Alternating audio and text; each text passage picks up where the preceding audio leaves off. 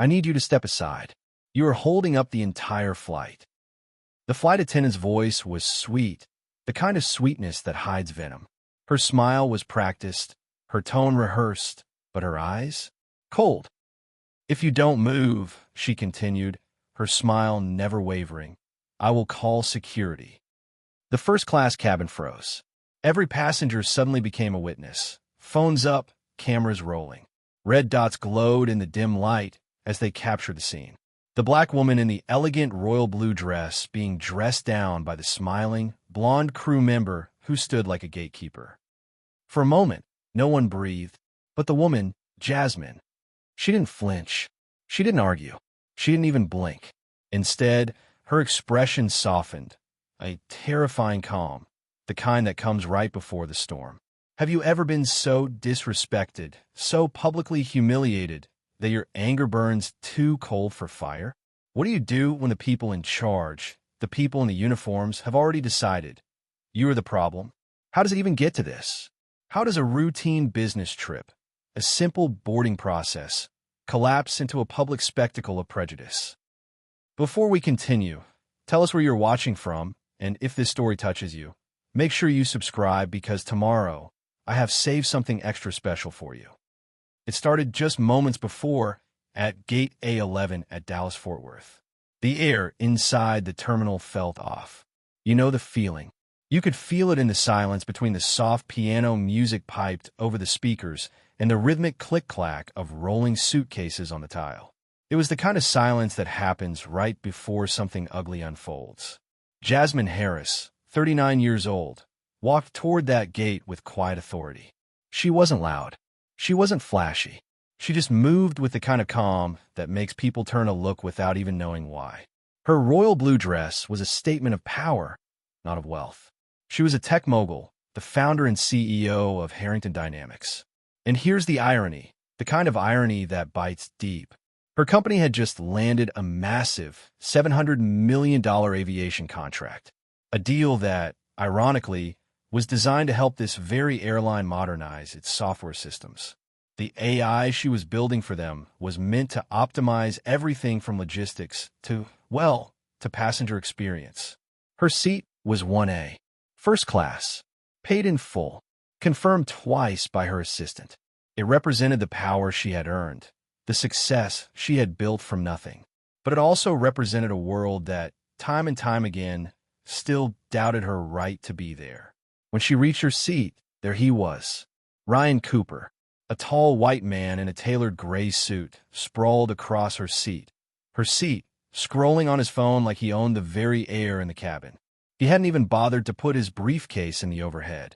It was on the floor, blocking the aisle. Jasmine stopped. She waited a beat, expecting him to notice. He didn't. "Excuse me," she said evenly. Her voice was polite, professional. "You're in my seat." Ryan didn't even glance up. He just sighed, annoyed by the interruption. "No, ma'am," he said, his voice slick with an entitlement so natural he probably didn't even hear it himself. "This is for executive-tier passengers only. You might be in the wrong section. You might be in the wrong section." The words hung there, heavy and suffocating.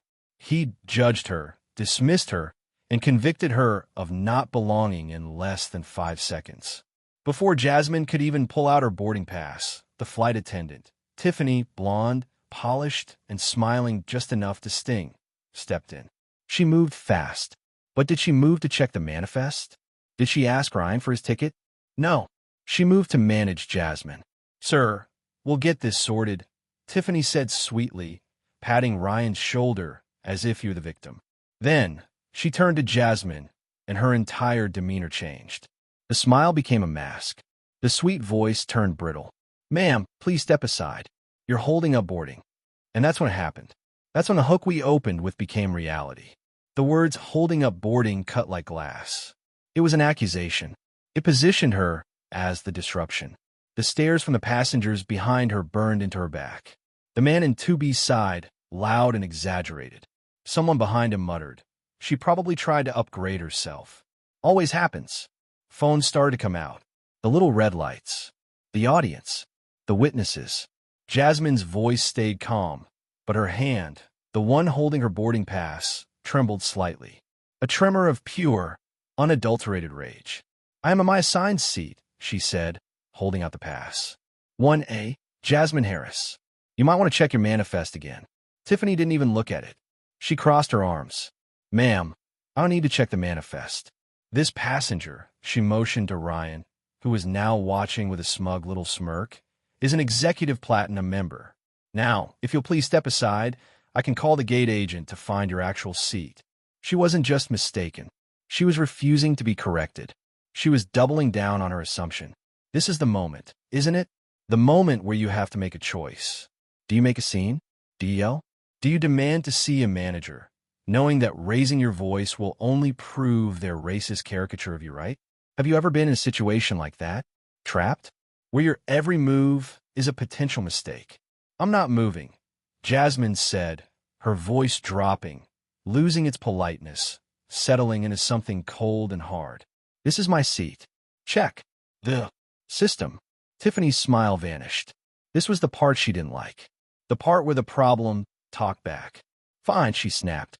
She didn't reach for her handheld device. She didn't call the gate agent. She waved over airport security. Two uniformed officers, who had been standing near the galley, began to walk over. The escalation was immediate. Shocking. From a seat dispute to a security threat in under a minute. Ryan Cooper looked on amused. This was dinner theater for him. And just to make the humiliation complete, the gate supervisor, a man named Mark Reynolds, arrived. He was a white man in a suit that looked one size too tight, and his face was already red with annoyance. He didn't ask Jasmine what happened. He immediately deferred to his crew. "Ma'am, what's the disruption?" he demanded. "She's refusing to leave a first-class seat and holding up boarding," Tiffany reported, her voice laced with "I tried to be nice" victimhood. "Ma'am," Mark said, turning to Jasmine, his voice dripping with condescension. "We have an operational necessity to get this flight out. We cannot have these kinds of disruptions. I am asking you one time to step back into the terminal so we can sort this out." "I'm a ticketed first-class passenger," Jasmine said, her words precise. "My name is Jasmine Harris. I am in seat 1A. She motioned to Ryan, is not." Mark just shook his head, as if he were dealing with a child. "Ma'am, these things happen. We can't verify that right now, without holding up the entire aircraft. If you don't comply, I will have you removed from the flight entirely." It was a brick wall, a system designed to protect itself. One uniform held more weight than her years of achievement, more than her confirmed ticket. Jasmine looked at Mark. She looked at Tiffany's triumphant smirk. She looked at Ryan, who was still in her seat. She looked at the passengers filming her, their faces a mix of pity and annoyance. Her humiliation was complete. She was powerless, or so they thought. Jasmine's entire demeanor shifted. The storm inside her didn't break, it froze. From calm, to rage, to something far more dangerous, clarity. She took one single step back, out of the aisle. "Fine," she said. Tiffany and Mark relaxed. They thought they had won. They thought she was retreating. But Jasmine wasn't retreating. She was repositioning. She pulled out her phone. She didn't open a camera. She didn't text a lawyer. She made one, very short call. Her voice was so low, only the officer nearest to her could have heard it. She said just 5 words. "Tell them it's Jasmine Harris." She hung up. A cold, heavy silence fell over the front of the plane. Tiffany and Mark exchanged a look. It wasn't fear. Not yet. It was just confusion. Who was them? What did that name mean? But 3,000 miles away, in a secure operations center that monitored every flight, every contract, and every critical stakeholder for this airline, a silent alert tied to that name didn't just flash on a screen. It screamed. That 5-word call, "Tell them it's Jasmine Harris," hung in the air, but the crew didn't understand it. To them, it was a bluff. A desperate, meaningless threat from a woman who had just lost. They were so focused on their own power, so focused on Jasmine, they missed the other catalyst. In seat 3B, a young black woman named Kendra Willis had her phone angled perfectly. She'd been watching the entire nightmare unfold, her heart pounding in her chest. For Kendra, this wasn't a choice. It wasn't about getting involved. It was a reflex. She had seen this movie before.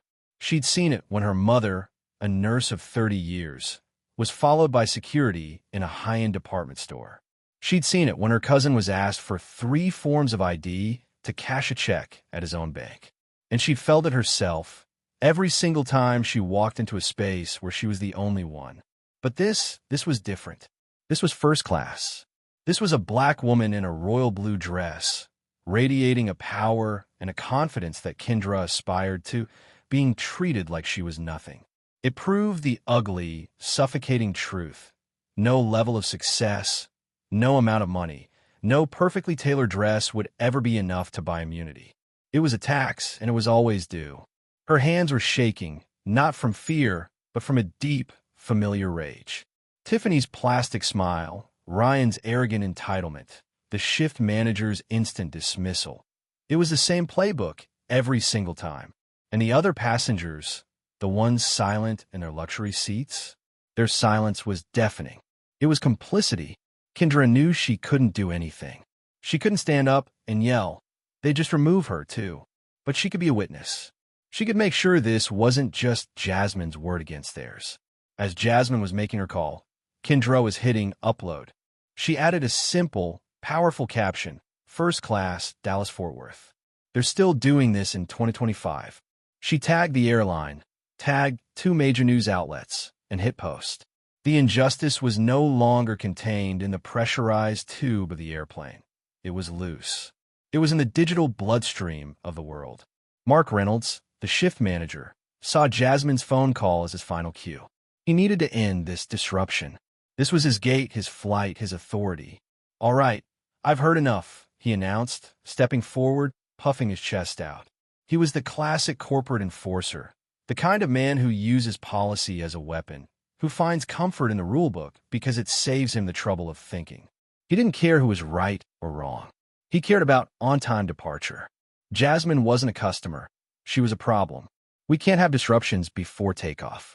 It's an operational necessity that we maintain our schedule. There it was. That corporate word. Operational necessity. It's the same hollow language they use before they bump you, lose your bag, or deny you boarding.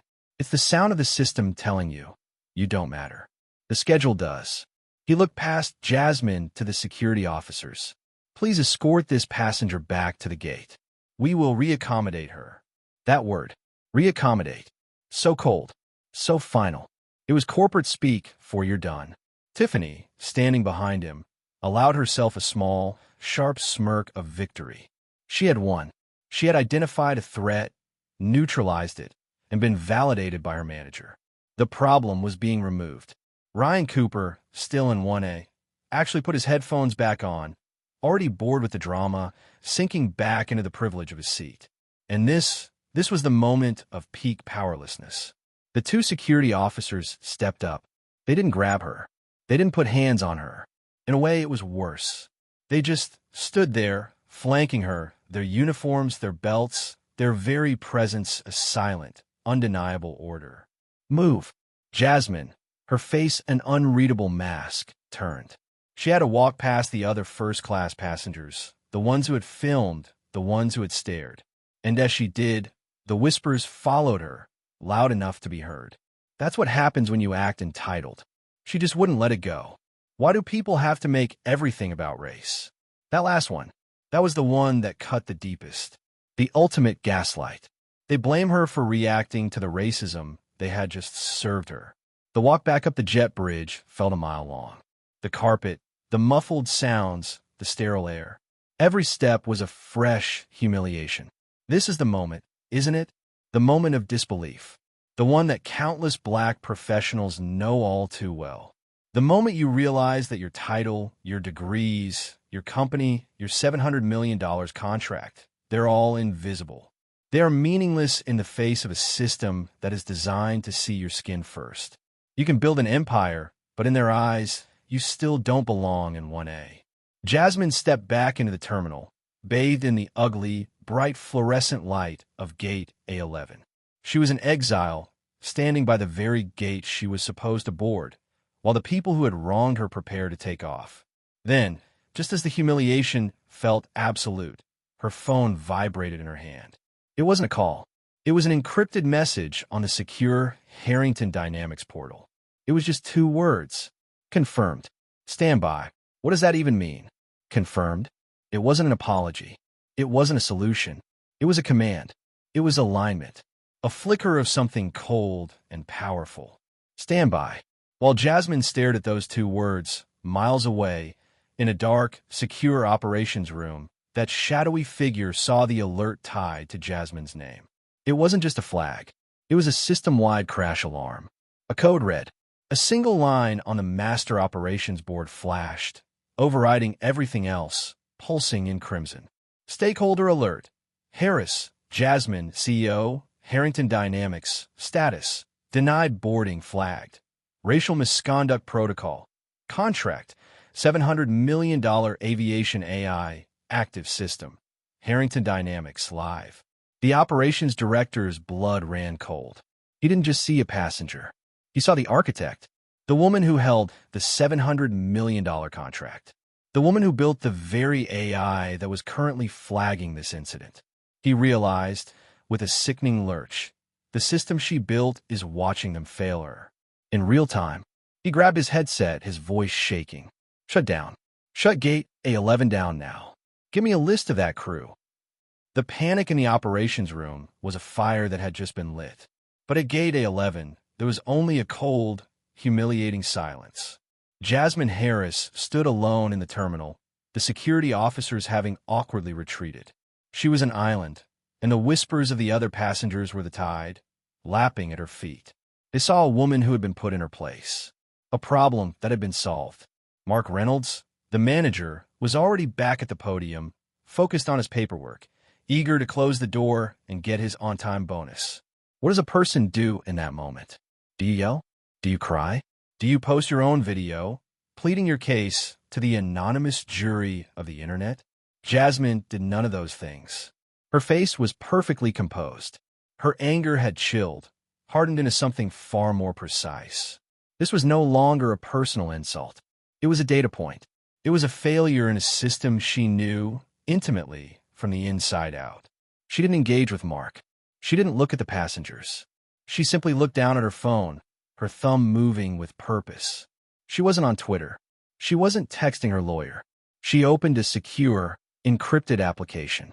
The icon was a simple, dark blue H. The login screen read, Harrington Dynamics Aviation AI Portal. This wasn't an app you could download. It was a developer-level dashboard, the very one her $700 million contract was built around. It was the God view of the airline's entire operational network. Her Flight 237 was at the top of her list. She tapped it. A screen opened, showing crew manifests, passenger lists, and live operational data. She saw the name Tiffany. She saw the name Mark Reynolds. And at the bottom of the screen, she saw a small, discrete button, one that only she and her lead developers had access to during the system's integration phase. It wasn't meant for passengers. It was meant for auditors. The button was labeled, Flag Protocol 904, Misconduct. She pressed it.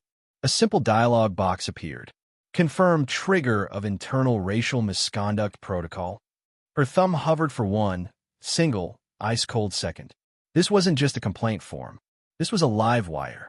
She was about to manually trigger the very AI protocol the airline had paid her $700 million to build, a system designed to detect, flag, and escalate bias in real time, using audio, video, and manifest data. She pressed confirm. A red border pulsed around her screen once, then vanished. The message was simple. Flag received.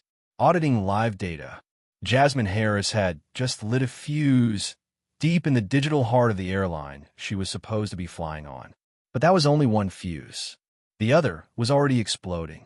On the plane, in seat 3B, Kendra Willis was staring at her phone, her jaw slack. The video she had posted, the one captioned, "Still happening in 2025, was no longer her own. It belonged to the internet. It wasn't a ripple. It was a tsunami. In the 12 minutes since Jasmine had been escorted off the plane, the video had been viewed, shared, and reposted over 1 million times. It was rocketing across X. It was being stitched and duet on TikTok, and the airline's official social media accounts were drowning in a tidal wave of fury. Fire Tiffany. This is systemic racism, period. I was on that flight. The black woman was calm. The crew was the problem. Canceling my flight. Now, news outlets, smelling blood in the water, were already ripping the video and posting it to their own feeds. Black woman forcibly removed from first-class seat for white passenger. Back in the corporate headquarters, the scene was pure, unadulterated chaos. The PR team was in a full-blown meltdown over the viral video. But it was worse. The moment Jasmine hit confirm, on her app, every senior executive in the country received a Level 1 critical stakeholder alert. Why is our system flagging Jasmine Harris? One executive yelled over a conference call. Who is Jasmine Harris? Another shouted back. A terrified analyst in the operations center, the one who had tried to shut the gate down, finally connected the dots. Sir, she's the CEO of Harrington Dynamics. She's the $700 million contract. There was a dead, horrifying silence on the line. The analyst continued, his voice trembling. Sir, the protocol 9.0 for she triggered. That's her AI. It's not just flagging a customer. The system she built is flagging us for racial misconduct against her. It's auditing everything. The gate audio, the CCTV, the cruise service records, it's doing it right now. The airline hadn't just mistreated a passenger. They hadn't just created a PR nightmare. They had publicly, humiliatingly, and verifiably failed the terms of their biggest technology contract, and the architect of that contract was currently standing in their terminal, watching. Get every executive at DFW to that gate. The CEO's voice boomed over the call. Get them there yesterday. But inside the bubble of Flight 237, Tiffany, the flight attendant, was in the galley, pouring a pre-departure drink for another crew member. She was laughing. Can you believe that? Just wouldn't listen. Some people they're just so entitled, you know? She really thought calling someone was going to change things. Sad, really. She was the hero of her own story, the guardian of the rules. In 1A, Ryan Cooper was comfortable. He had his noise-canceling headphones on, his eyes closed, sipping an orange juice. He'd already forgotten Jasmine's name. He'd glanced out the window just once, seen her standing by the gate, and felt a small, satisfying smirk. He saw a problem that had been correctly and efficiently removed. He had his seat. The world was as it should be. Jasmine stood by the gate, calm, patient, unmoving. She looked like a statue of grace under fire. Then it happened. The gate monitor above her head flickered. The word boarding vanished. It was replaced by a single, ominous word in red, delayed. A groan went up from the passengers in the terminal. Mark Reynolds looked up from his podium, his face instantly twisting in annoyance. A delay? Now. Suddenly, a sharp click echoed from the terminal speakers. It wasn't the soft, polite gate agent's voice. This was a man's voice, cold, stern, and amplified from deep within the airport's operational core. Attention, all passengers for Flight 237. We apologize for this new delay. This flight is now on indefinite hold pending a full operational review. Indefinite hold? Mark's blood ran cold. He fumbled for his radio, but it was too late. Inside the plane, Tiffany's personal headset crackled to life, so loud it made her jump. It wasn't the captain. It was the same cold, unfamiliar voice from operations, speaking on the private crew channel, and it was not making a request. Attention, all crew, Flight 237. This is Operations Command. Cease all pre-flight duties. Report to the Operations Center immediately. Leave the aircraft. Now. Tiffany froze, the plastic cup still in her hand. Leave the aircraft? All crew. That didn't just happen. Not unless there was a bomb. Not unless. Her smile, the one that had been her weapon, finally dissolved. It was replaced by a pale, slack-jawed confusion. Her eyes darted to the jet bridge, as if she could see the voice. And out in the terminal, Jasmine Harris just watched. She didn't smile. She didn't move. She just waited. The tide hadn't just risen. It had just broken the dam. Leave the aircraft. Now. That order, crackling over the private crew channel, was not a request. It was an amputation. Tiffany stood in the galley, frozen. Leave? She stammered to the other attendant. They can't be serious. The captain's voice, which had been calm and authoritative just minutes before, now crackled with pure, unfiltered confusion. Operations, this is your captain. Can you please repeat that directive? You are ordering a full crew evacuation. The voice that came back was not human. It was the voice of a corporation in full-blown crisis, a voice devoid of any warmth. That is correct, Captain. All flight and cabin crew, terminal side, immediately. This is not a drill. Acknowledge. Acknowledged, the captain replied, his voice suddenly hollow. This was chaos. This wasn't a delay. It was a purge. One by one, the crew unclipped their harnesses. The co-pilot, the flight attendants. Their faces were a mask of stunned confusion and sharp, defensive anger. They filed down the jet bridge in a single, silent walk of shame. And who was standing there, at the end of it, in the bright, ugly light of the terminal? Jasmine Harris. She was standing in the exact spot they had left her. Still calm, still patient, still watching. As Tiffany walked past, her professional mask finally cracked, revealing the raw, bitter fury beneath. This was her fault.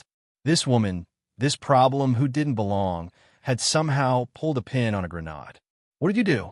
Tiffany hissed, her voice low and venomous. Jasmine didn't even look at her.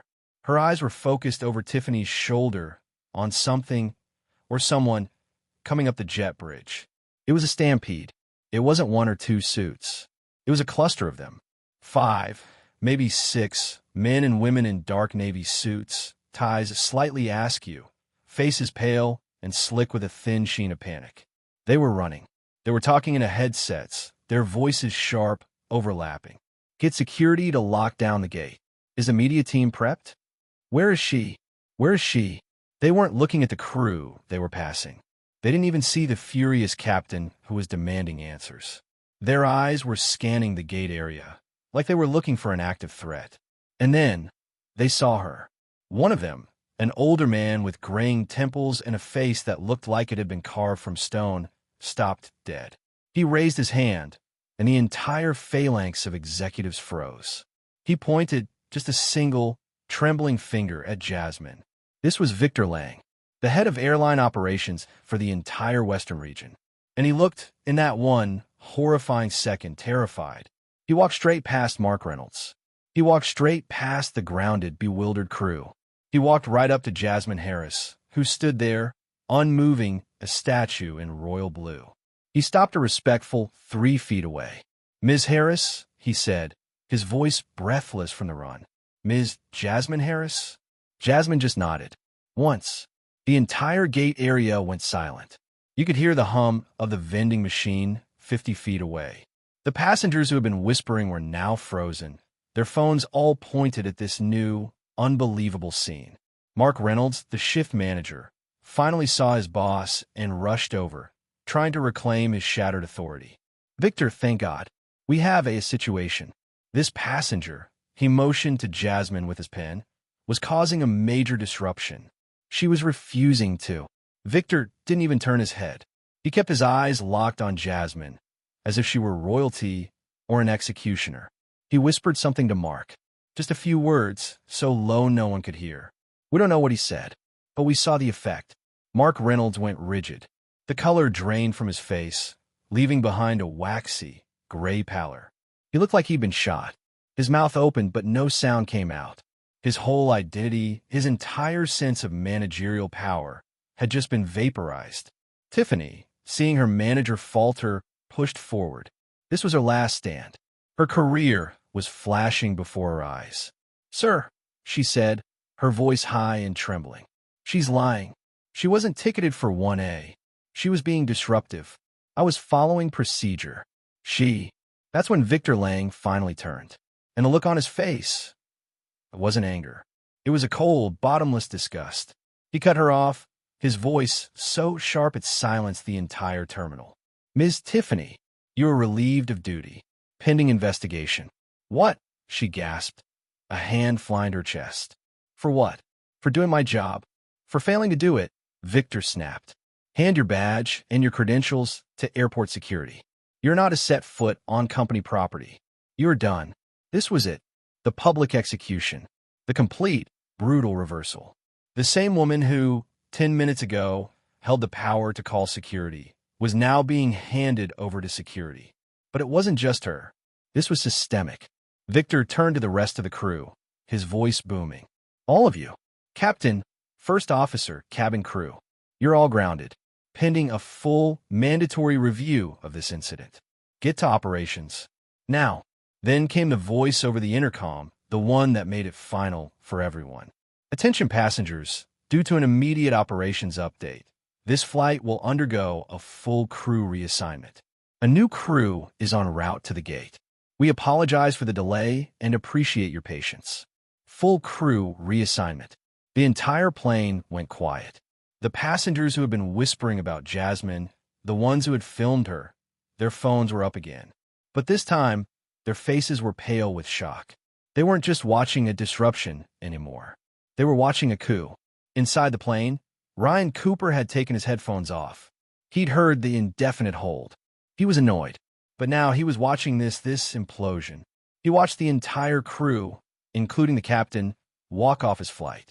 He saw Victor Lang, a man he vaguely recognized from a premium lounge, apologizing, groveling, to the woman in the blue dress. His confusion, it was slowly, painfully, turning into a cold, sickening dread. He was finally connecting the dots. Her 5-word phone call, the sudden appearance of frantic executives, the grounding of a captain. This wasn't some random woman trying to upgrade herself. Victor Lang turned back to Jasmine.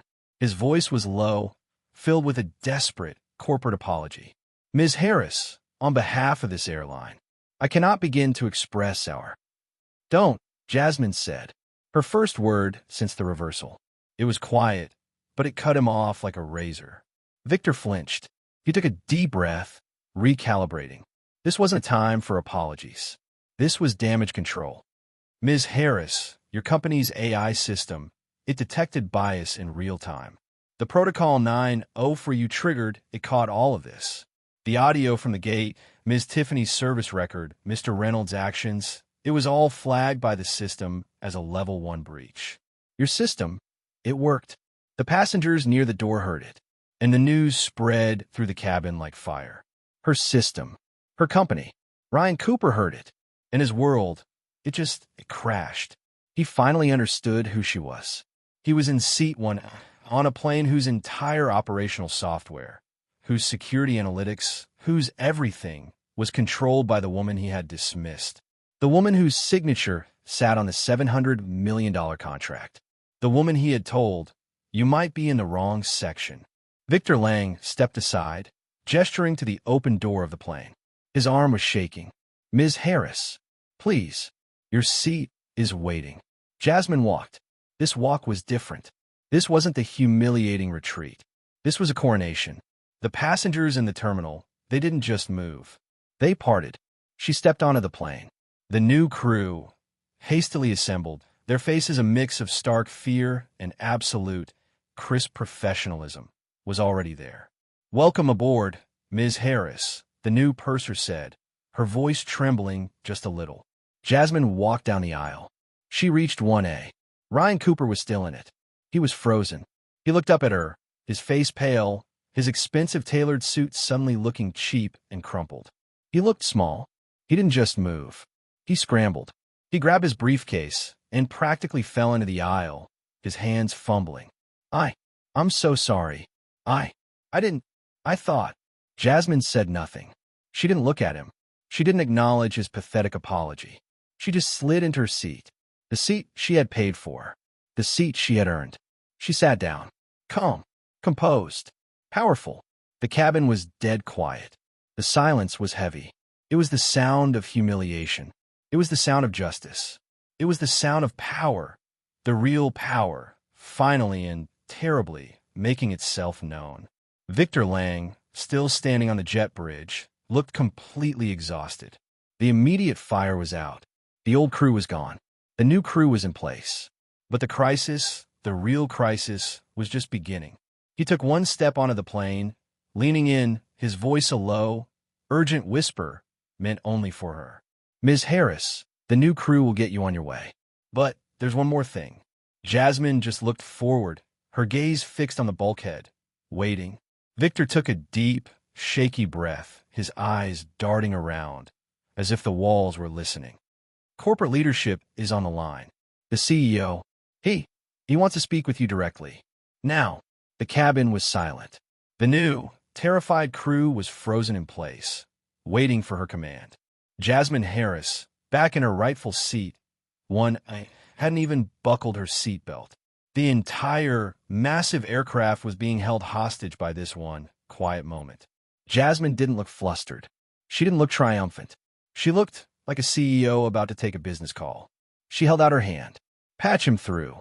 The new purser, trembling, handed her a dedicated satellite phone. This wasn't a standard air-to-ground call. This was the crisis hotline. Jasmine put the phone to her ear. This is Harris. On the other end, a voice was already talking. A man's voice, trying desperately to sound calm and in command, but it was cracking at the edges. It was a voice drowning in a crisis. Ms. Harris, thank you for taking my call. This is an appalling, a terrible misunderstanding. I cannot begin to express how deeply sorry. I'm not interested in your apologies, Jasmine said. Her words cut through the static, and the CEO's frantic groveling stopped dead. The power dynamic was set in stone.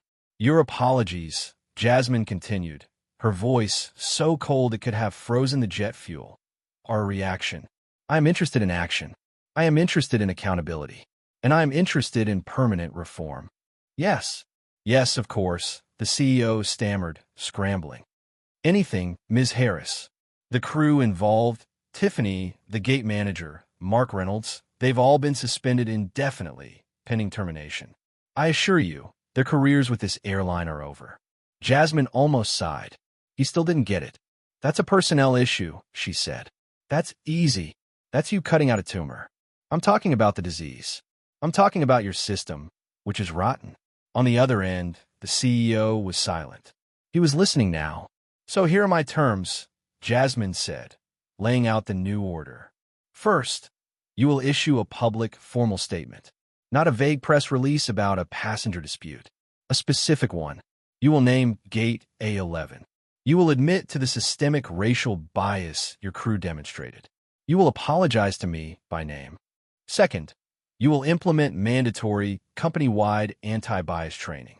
This training will not be your internal HR department. It will be designed, implemented, and audited by a third-party firm, which my team will choose.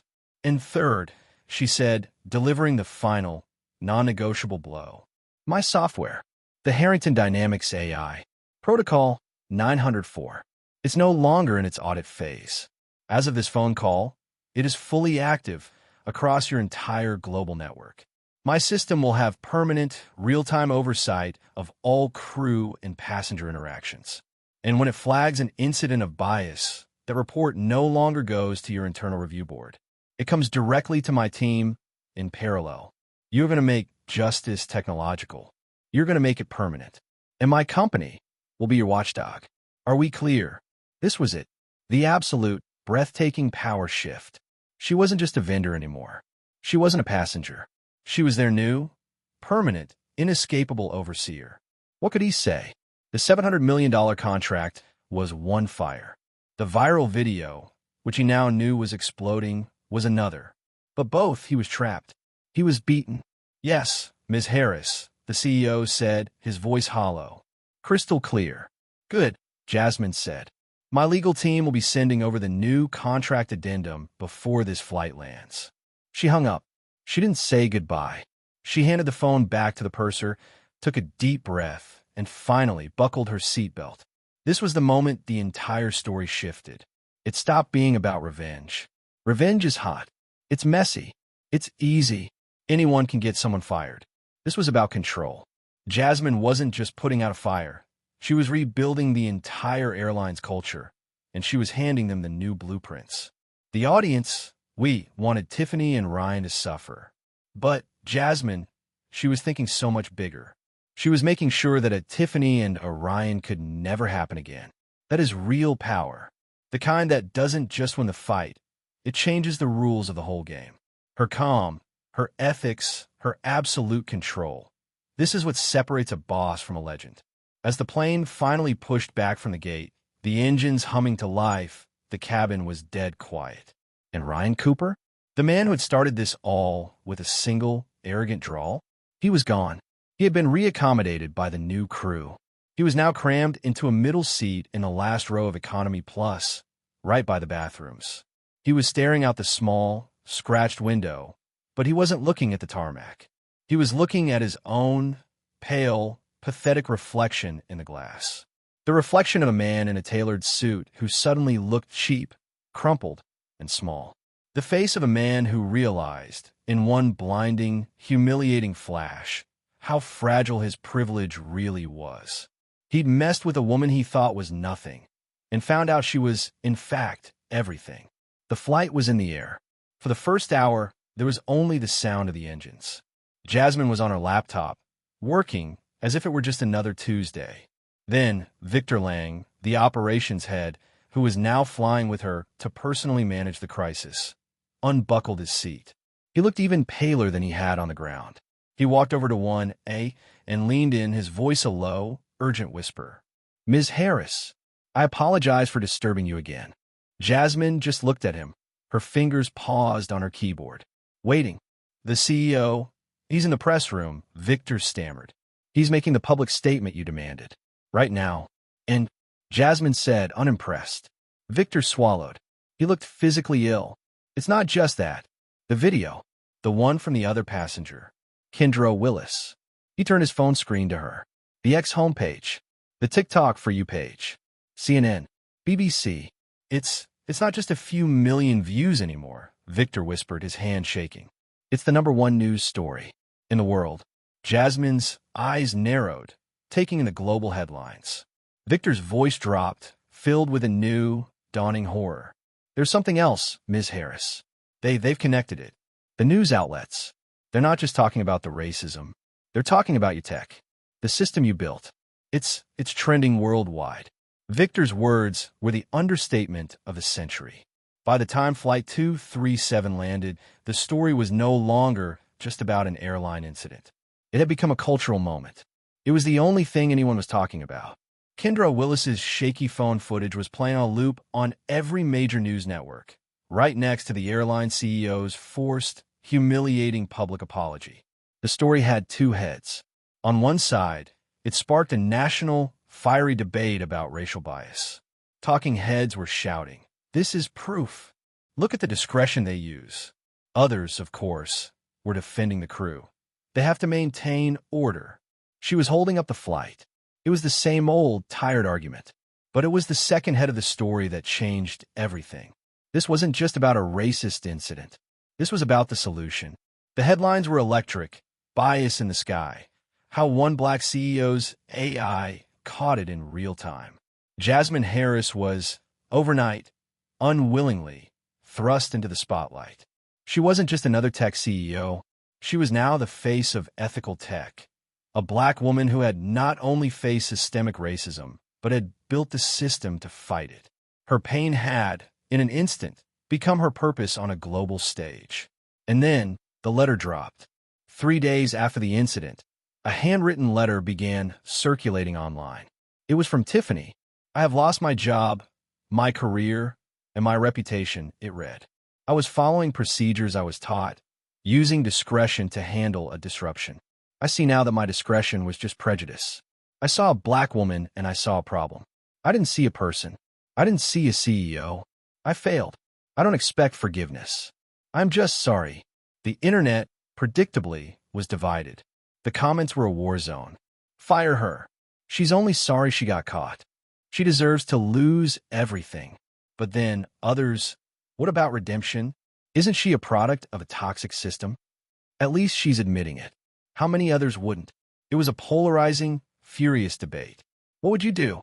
If this happened to you, would you demand her permanent cancellation? Or is there a path back? The world waited to see what Jasmine would do. Would she issue a statement? Would she file a lawsuit? She did something no one saw coming. She agreed to meet Tiffany. Privately. No cameras. No lawyers. Just two women in a quiet, neutral conference room. Tiffany was already there, her face pale, her eyes red and swollen. She looked broken. When Jasmine walked in, still radiating that same calm, quiet authority, Tiffany just fell apart. "Ms. Harris," she wept, I am so sorry." Jasmine didn't sit down. She just stood there, watching. This wasn't about pity. This was about conviction. She was auditing the apology, just as her AI had audited the incident.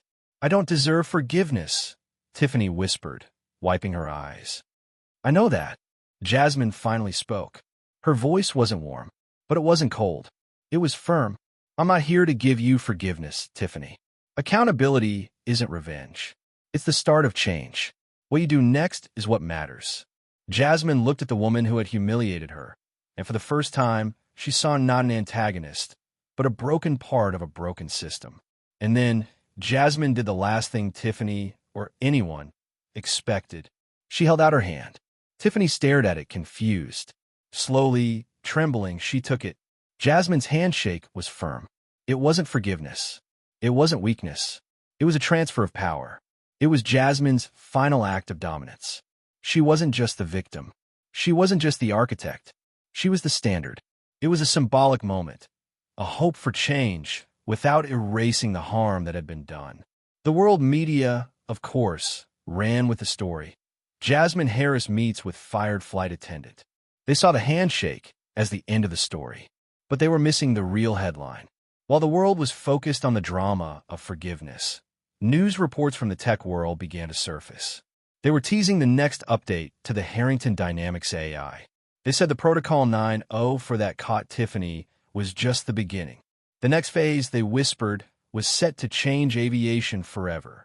That rumble, the one that started with a Protocol 9.0 for alert, it didn't just ground a single plane. It shook the entire, massive, multi-trillion-dollar aviation industry to its very foundations. The age of discretion was over. The age of accountability had begun. Months later, LaGuardia Airport, New York. Terminal C. A young black man, probably 22, in a suit that's just a little too big, is gripping his carry-on. He's flying for his first big job interview. He's nervous. He's rehearsing his answers in his head. He's trying to look like he belongs. A heavy, hard-shell roller bag, pushed by a white man in a hurry, slams into his ankle and runs over his foot. The young man cries out, dropping his briefcase. The man pushing the bag doesn't stop. He just snarls over his shoulder. "Watch where you're going, kid." "Christ, you ran over my foot," the young man says, his voice shaky, a mix of pain and disbelief. "Don't give me attitude," the man snaps, his face turning red. "I've got a flight to catch. You're holding up the line." It's the same old story. The exact same script. The same microaggression. The same automatic assumption of who's at fault, who belongs, and who is the disruption. The young man flinches, already bracing for the escalation. For the moment, the gate agent sides with the older white man. He can't afford to make a scene. He can't. The gate agent, a new hire named Chloe, looks up.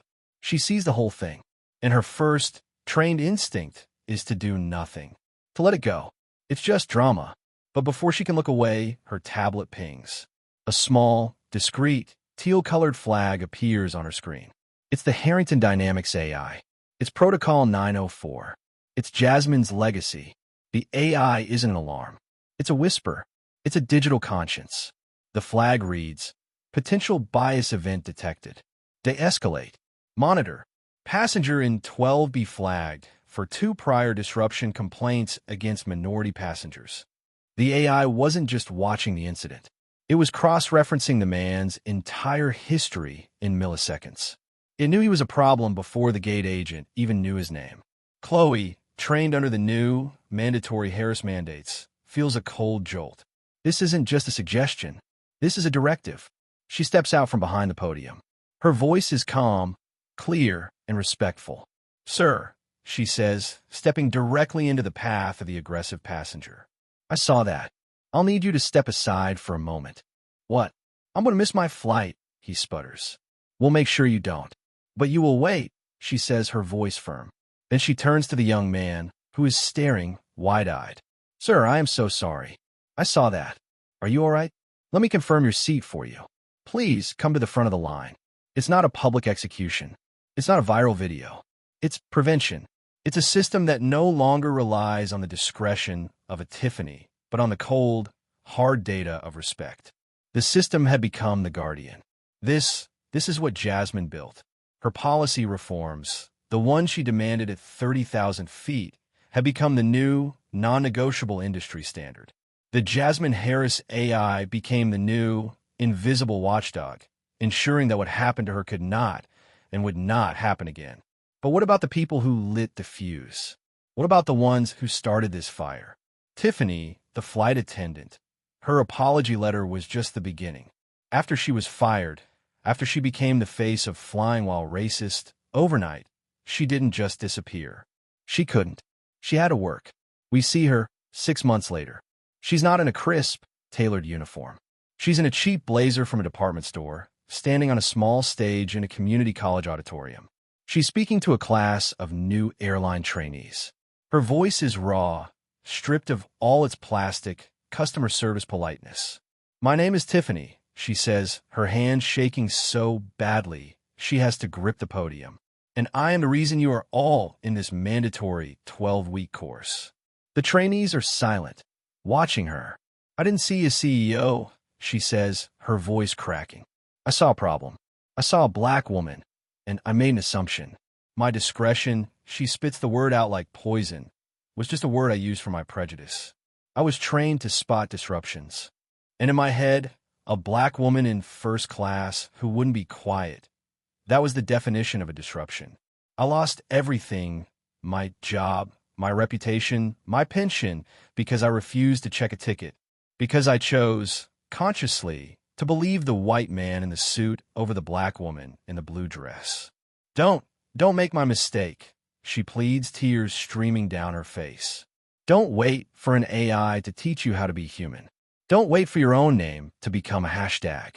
This was her redemption, not a return to the skies, but a life sentence on the ground, a ghost in the machine, forced to spend the rest of her life trying to prevent the next Tiffany from ever earning her wings.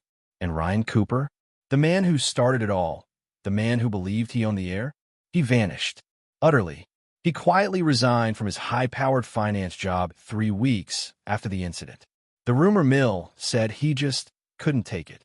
His entire world was built on a foundation of unspoken rules and casual, everyday power.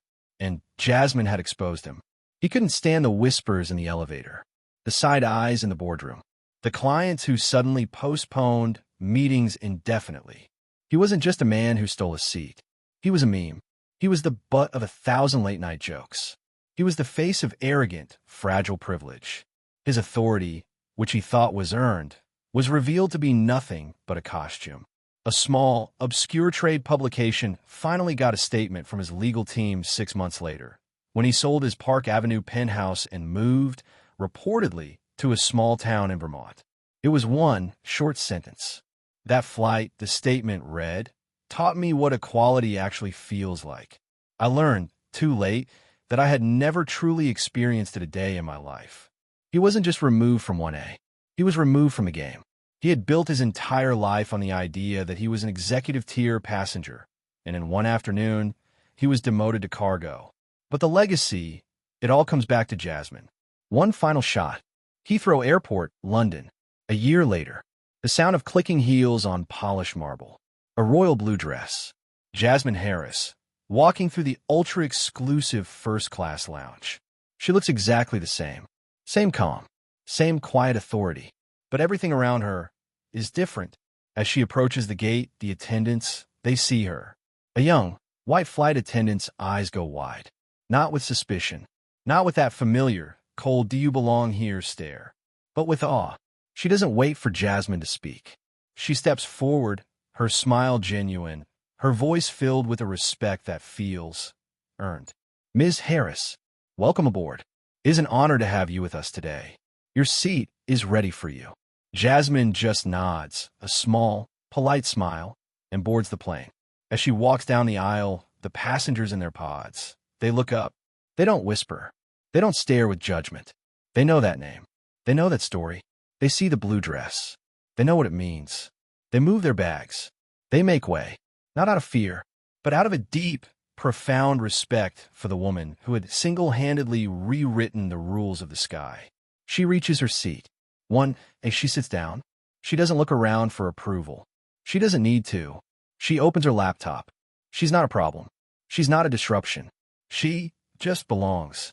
We celebrate Jasmine's victory, but we are left with a cold, haunting question. What does it say about our world that a black woman had to build a $700 million AI just to be believed? And how many others, without that hidden power, are still standing in the terminal? If you believe dignity shouldn't depend on your title, and that respect isn't a premium upgrade, then help us tell these stories. Like this video to stand for every passenger.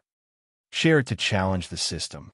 And subscribe to join our movement as we expose the operational necessities that are really just prejudice in disguise.